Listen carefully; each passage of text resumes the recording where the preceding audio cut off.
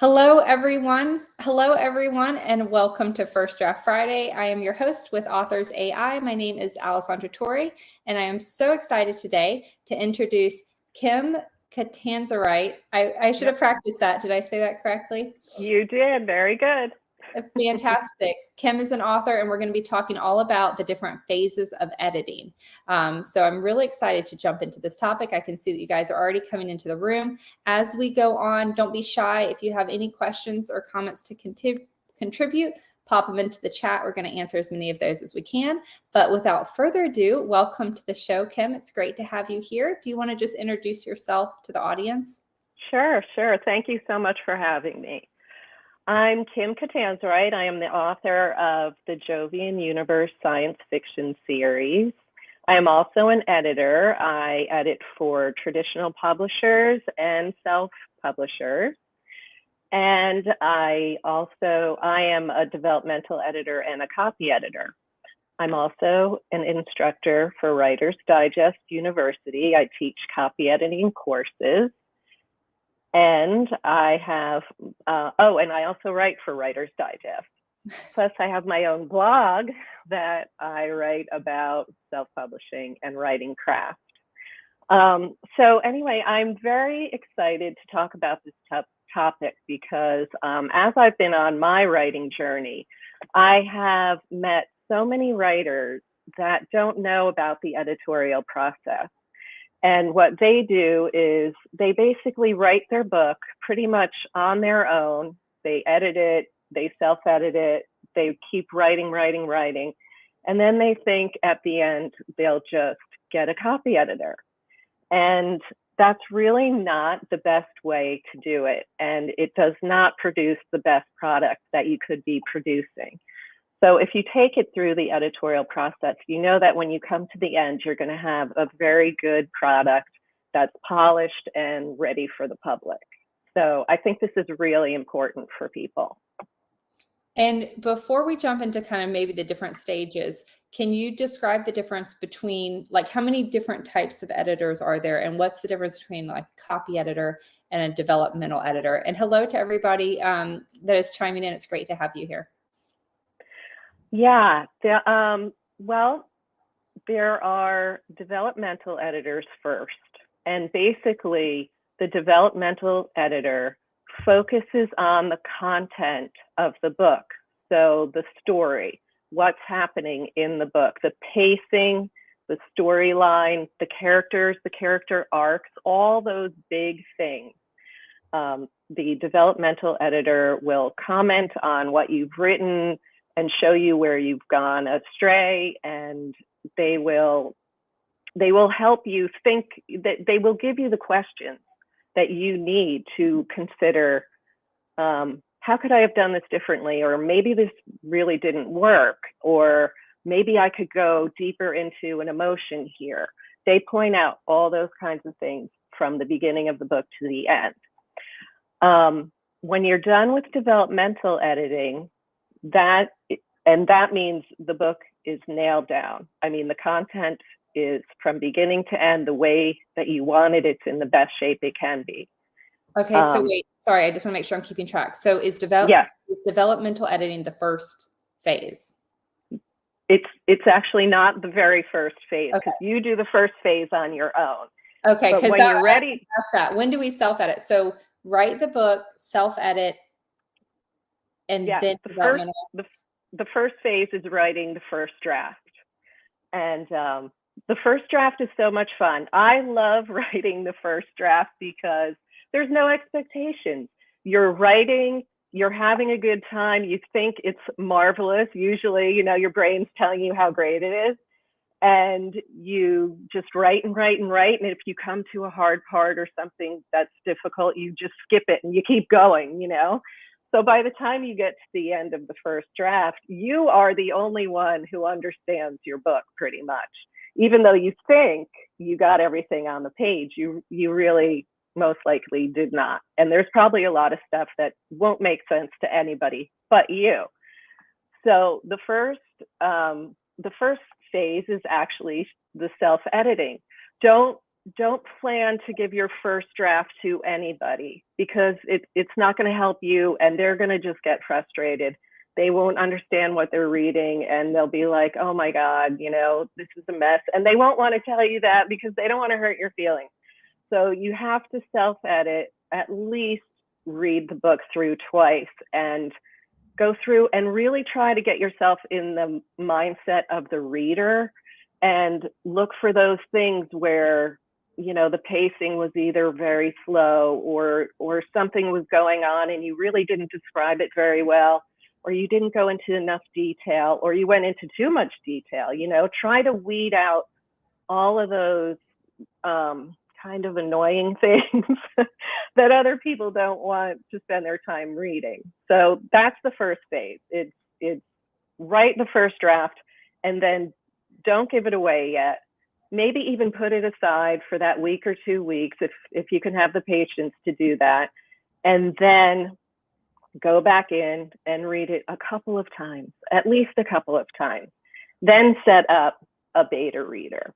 So the beta reader is the second phase. And beta readers, for people who don't know, are the non-professional people that will give you feedback. And they can be anybody, basically. But you have to be careful with who you choose. You would like to have somebody that's either a writer, because they're in this too, and they know what to look for, or a reader who reads a lot, so they know what a good book feels like, and they know what they like. It's not a great idea to use family, even though you can. If you have to use a family member, it's okay. But they really, I mean, it's just such a loaded, it's difficult for a family person to give you feedback. Nobody wants to hurt your feelings. But anyway, this is the first beta reader. So you need to tell them to concentrate just on the content. Don't get picky about sentences or word choice or any of that stuff.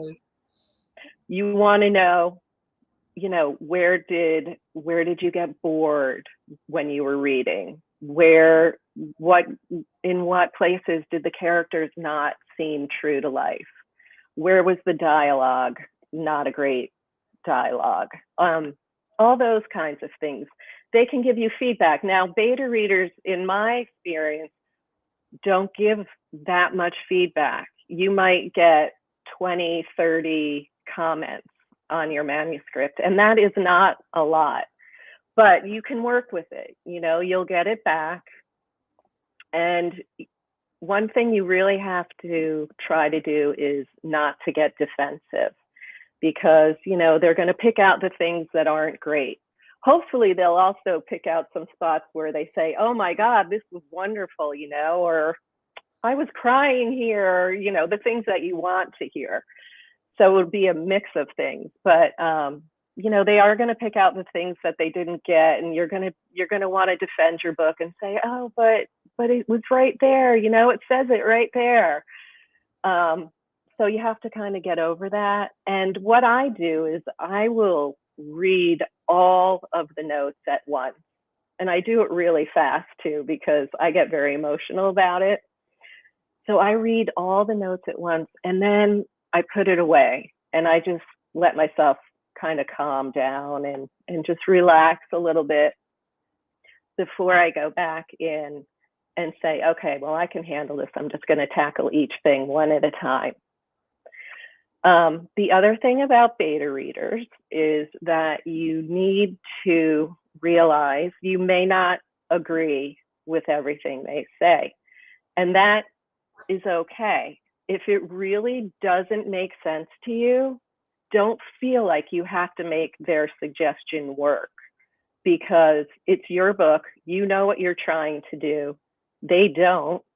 And they might not be writers or, you know, prolific readers. So, you know, their advice is just, they're pointing something out that didn't work for them. So maybe there is a small problem there, but any advice they give you may not be the right advice for you. What else can I say? Is it important that you find beta readers that read your genre? I don't think so. I think it's important that they are readers just in general, that they read a lot. The more they read, the better. If you can find people in your genre, yes, definitely. That's great. But a lot of people can't. You know, a lot of people are really just trying to find one or two people who will read their manuscript. And that's okay. You know, that's okay. You can use those two people. But you know, you need somebody to give you feedback. When I first started writing, I just wrote on my own completely. I didn't really know many writers, and I didn't get feedback from anyone, and therefore I did not grow as a writer for a long time because I just kept working by myself. But you really need that. You really need the feedback so that you can get better. One audience member, Candidly L, says, do you have any ideas of where we can find beta readers? Well, you need to get active in the writing community, whether it's online or locally. There's a lot of times like libraries will have writing group meetings, and if you don't do something in person, or even a conference, if you go to a writer's conference or an author's conference, you know, whoever you chat with, say, do you ever need beta readers? I need beta readers, we could swap. That sort of thing. There's also, you know, if you get to know people online, even Bookstagram on Instagram, get to know a few people. And people on social media are always asking for beta readers, and they usually find them. So I think that works pretty well. Yeah, and my son, he was writing a military science fiction book, and I didn't have any contacts in that space. And we ran just a cheap Facebook ad. I think we spent like $30 and just said, hi, like this is here's the description. Is anyone interested in being a beta reader? You know, and he had like 4 or 5 people. You don't need a lot. So there are a lot of. You don't. 4 or 5 is great. I've heard people like post on their library's bulletin board, you know, like physically put like a piece of paper up, you know. So there's a lot of different places. We got Ruth from YouTube said, I think writer circles are good as well. Yeah. So that's a great suggestion. Okay, so beta reading. So is it self-editing phase 1, beta readers phase 2? Yeah, self-editing and then beta readers phase 2. But what I wanted to say, after you go through your beta reader comments and you make changes, read through the manuscript again. You're going to read the manuscript at least a dozen times, probably longer. It'll be one more time than you can stand, you know. Or 5 more times than you can stand. Yeah. Yeah. So yeah, you read it again, because and even put it aside if you can. A lot of people don't like to put it aside because we're all in such a big hurry. Oh my God, I just want to get this book out. I want to get this book out. But it's like, it's a process like in your brain, and you have to give yourself time and space to develop ideas. You know, if you just force them all out and you're in a big hurry, you're going to miss out on expanding on some of your ideas. So anyway, I say, you know, read through it again. You're probably going to make a lot more changes. And then the next phase is actually get 2 more beta readers and send it to 2 more people. And this time it's in much better shape. So they're going to make different kinds of comments. And you really need to do, I mean, when you're editing, you really need to do more than one phase. You know, you really need to do a few phases. And you're gradually just going to move through the process, and the book's going to get better and better and better as you go.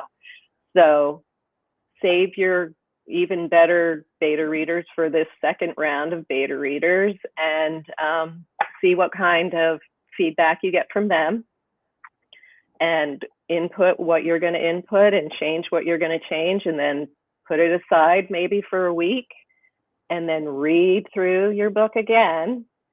And if you feel like it's in pretty good shape, like, oh, this is getting good now, I don't have those boring parts in there anymore, and it's getting pretty good, then you should start thinking about hiring the professional, because you're ready for it. You've weeded out a lot of the bad stuff, and the professional's they're still going to see a lot of stuff.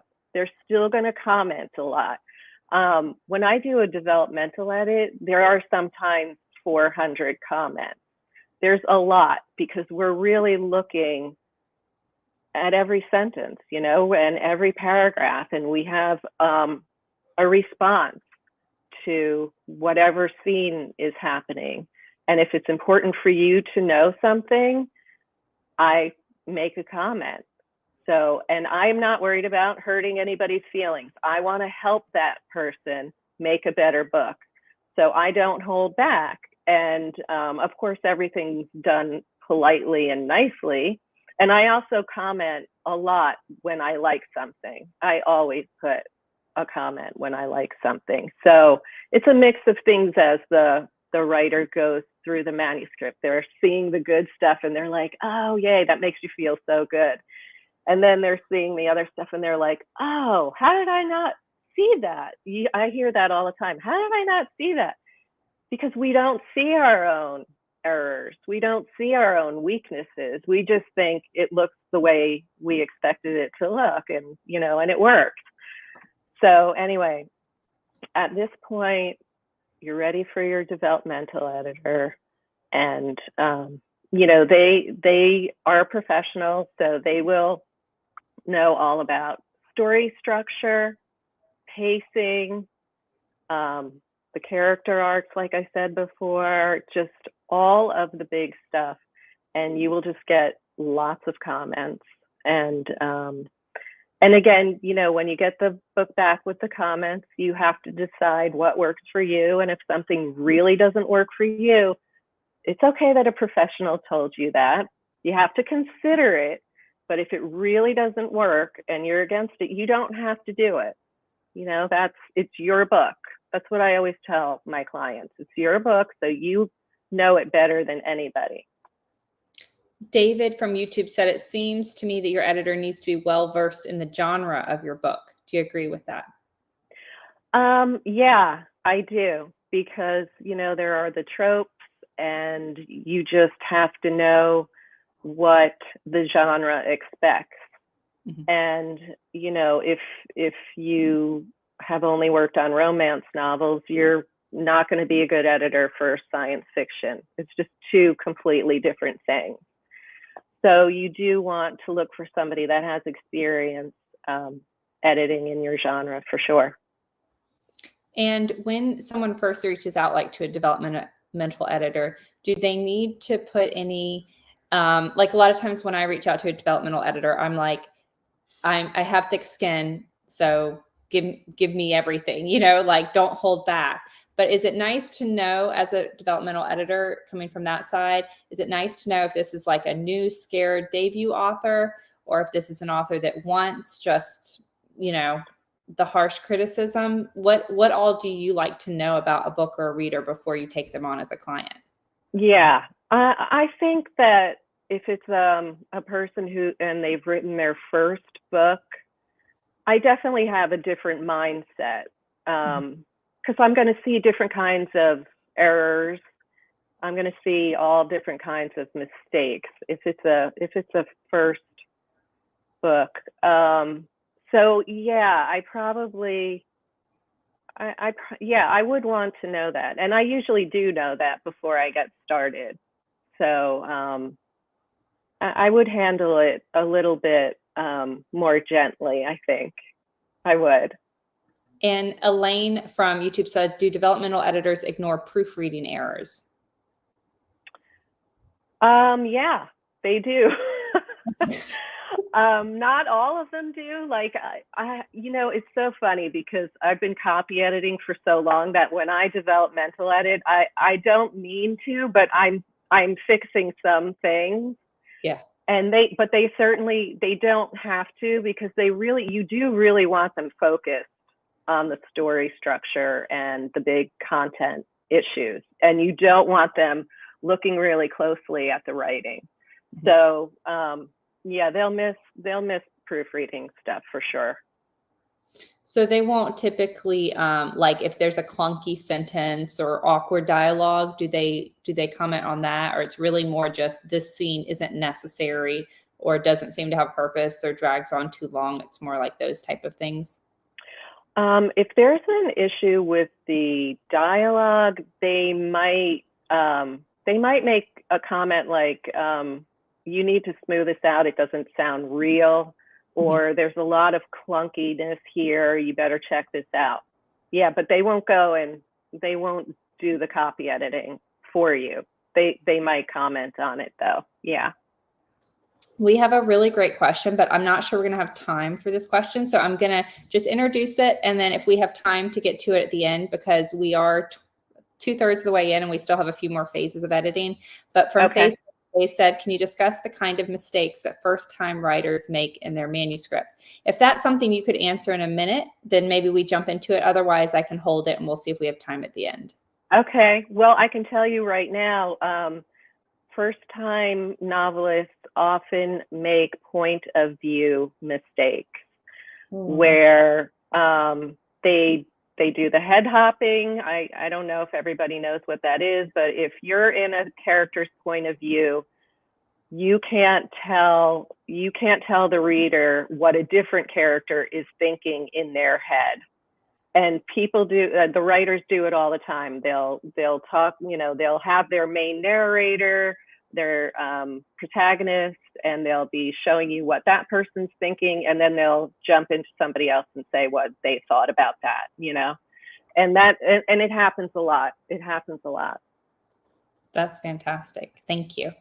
Okay, so I guess I'm trying to follow along the stages. So third stage is developmental. Oh, okay. Where were we? We were at developmental editing. Okay. So you're going to get your 400 comments back and you're going to go through all of them. And then you really, really, this time, you need to put it aside. And this next time, that when you come back to that manuscript, you are going to take a closer look at the writing and you are going to try to weed out those mistakes. And you're going to try to, get your grammar into as good a shape as you can. And just look closely at the writing itself, because the next stage is copy editing. And even though your professional copy editor is going to do all of this for you, weeding out the errors, making the sentences smooth, you do want it to be as good as it can be when you give it to her, because it's a huge job. It's looking at every single sentence. So it will benefit you if you have done some self-editing in that vein when it gets to the copy editor. All right, so quick question on developmental editing. Do you go back and forth with the author multiple times in that phase? You can. It depends on what the issues were and how much rewriting. Like if you wrote a lot of new content in that phase, you might want another developmental editing round. Okay. Yeah. All right. So then it goes to copy editor, and copy editor looks at actual specific word choice, smoothness. Yes. Exactly. Every single sentence and checking the punctuation, weeding out grammar mistakes, trying to make every sentence nice and smooth.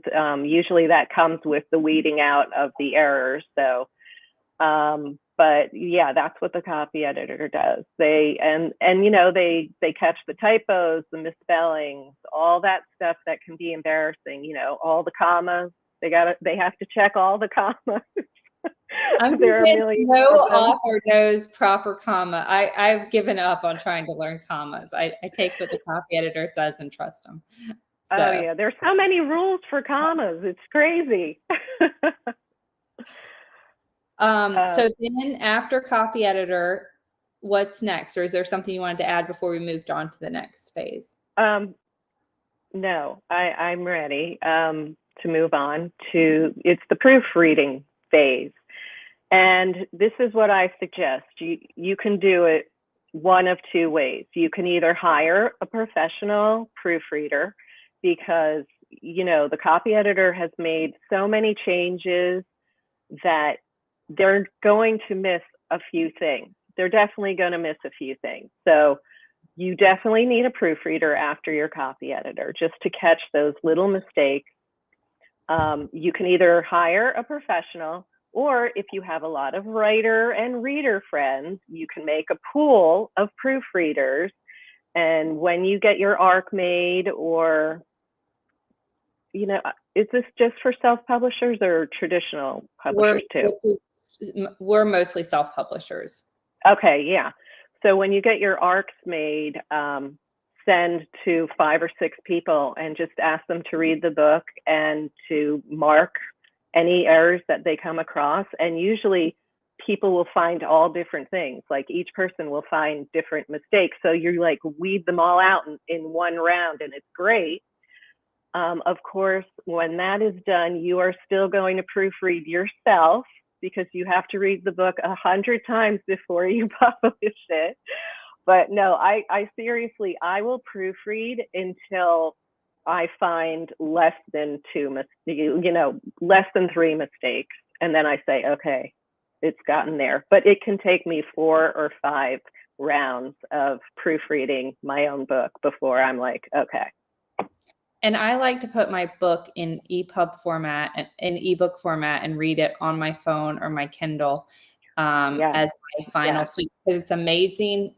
Like, you're blind sometimes to the mistakes when they're on the computer, but when you're just sitting on your couch and you're just reading it like you would a reader, then you're like, oh, you know, I see this and I see that. I don't know why that happens, but that is so true.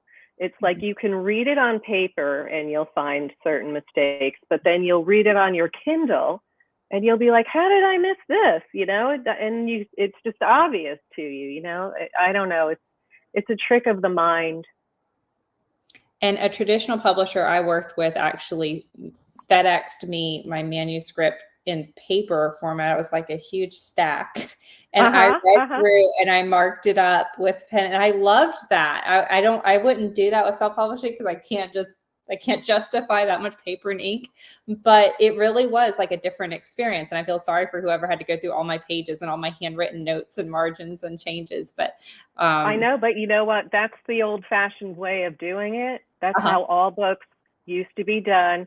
And I do believe that you catch more on paper, definitely, because I don't know what it is about the screen, but something about paper and having a pencil in your hand, you do catch more. And I interviewed Dean Koontz, and every day he writes and writes, and then he'll edit on his computer, and then he prints it out and he goes through it by hand. And then he doesn't move on to the next scene until he does that, which is crazy to me. But that's such an interesting, I don't mean crazy, but you know, that's right. That's I wait until I'm done with the book and I do print out the whole thing. And that's how I'll copy edit that way. Yeah. Okay, so proofreading, and then is there a final stage after that, or is proofreading the last stage? Well, once the proofreading is done and you've taken it through the proofreading pool, I mean, you can do that twice and find some more people to get the cleaner copy and have somebody read your cleanest copy. I think that's always a good idea. And then you're done. And another interesting, I spoke to a huge author. He's an indie bestseller many times over. And he sends out 150 ARCs. And the first page, it says, let me know if you find any typos. And that's his proofreading stage. He sends it out to 150 people, and then they all report back any typos that they see. And I'm sure he goes through the same typo like a gazillion times. But I feel like that's a pretty clean copy by the time, if 150 eagle-eye readers didn't find it. Definitely. So thorough. But that's smart, because otherwise you publish it and then you get a message from a reader. And we're out of time, but this comment from a Facebook user: with all this editing, I wonder how books get published with so many errors. It's because so many authors do not go through all of these phases of editing. So, which is why talks like this are so important. I currently have books published with Thomas and Mercer, and they go through so many edits. And I was reading my new release, and I saw a typo, and I was like, oh, like somehow one slipped through the cracks. We didn't catch it. But I think every published book just automatically has at least one typo that's going to drive you crazy. There's something there, or there's a sentence that doesn't have a period on the end, and you don't know that made it through. But thank you so much, Kim, for talking us through this process and for sharing so much fantastic information. If the viewers watching or anyone watching the replay is interested in finding out more about you or your books, where's the best place for them to go?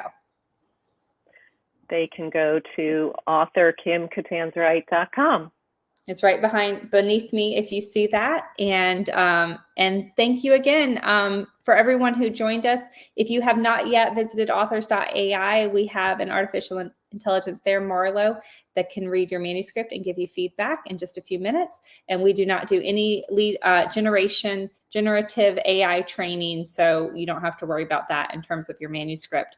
But thank you all. Thank you so much, Kim. And thank you. 2 weeks, guys, with another First Draft Friday. Thank you.